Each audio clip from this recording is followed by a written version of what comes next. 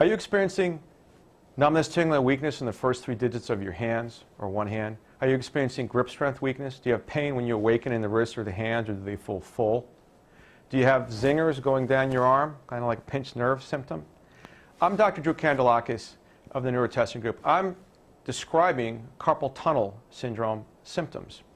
We provide EMG testing, the most accurate gold standard diagnostic test to determine nerve injury and dysfunction. It's important. You don't want to be a statistic. I've had many patients come back to me a year or 2 later, post-surgical release of carpal tunnels, and they're experiencing the same symptoms. In fact, 20% of the patients that undergo carpal tunnel surgery either are left unchanged after the surgery or are worse. Don't become a statistic.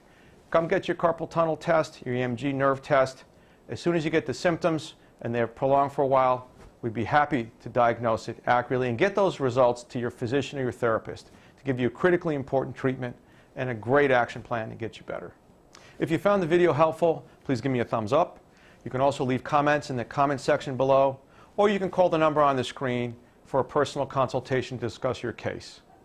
I look forward to helping you.